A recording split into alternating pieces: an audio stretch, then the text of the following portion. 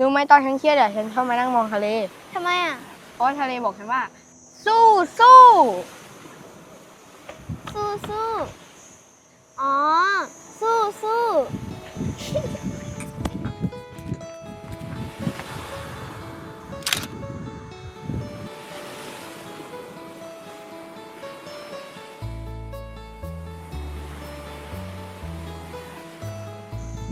Excuse me, can you take a picture for me, please? Yeah, sure. Thank you. Here. Thank you. The beach is so beautiful. Yeah, we love the beach.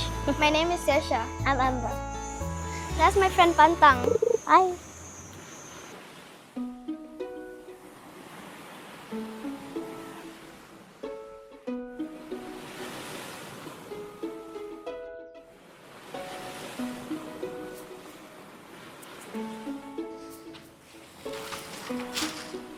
Why are you picking up rubbish?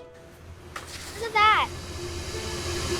มันเกิดอะไรกันขึ้นทำไมถึงสกปรกได้ขนาดนี้ ประเทศไทยทิ้งขยะพลาสติกลงทะเลเนี่ยติด1 ใน 5ของโลก อย่าทิ้งขยะลงในที่ไหนก็ตามโดยเฉพาะทะเล โอ้โหถ้าใต้น้ำเป็นอย่างนี้ที่ขยะทั้งนั้นเลยนะ พลาสติกกระดาษ โอ้โหลอยเต็มไปหมดเลยฮะ นี้ขยะมากกว่าปลา ใช่ครับ และสิ่งมีชีวิตในน้ำซะอีกอ่ะ ปลานับได้ครับ ขยะนับไม่ได้ฮะ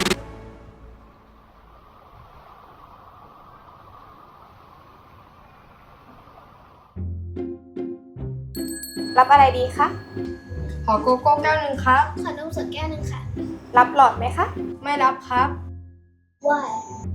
รู้ไหมที่นี่เขารณรงค์เรื่องขยะอยู่นะรู้จัก 5 ดีไหม Lucy. Refuse. ปฏิเสธสิ่งที่ไม่จำเป็น Oh, refuse.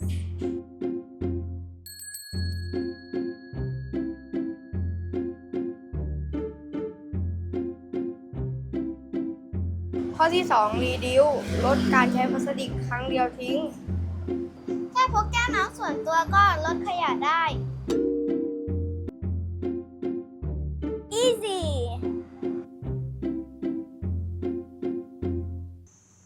What's next? Reuse. ใช่ อย่างเช่นขวดพลาสติก 2 ใบนี้เอามาเป็นกระถางต้นไม้ หรือว่าที่ใส่ของก็ได้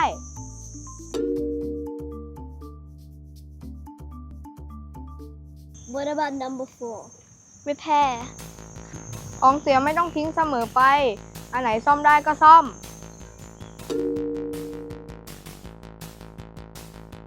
ส่วนข้อสุดท้าย Recycle. กระเป๋าใบนี้เราใช้คุ้มมาก บางอย่างไม่ต้องซื้อใหม่เสมอไป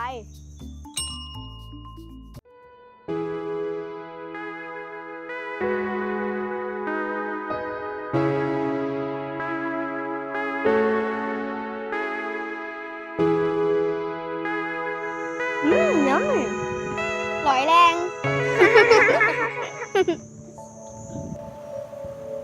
Why do you love the sea so much? For me is freedom. Why do you love the sea so much? For me is happiness and memories. Memories? Every important moment of my life happened near the sea. I think the sea connects people.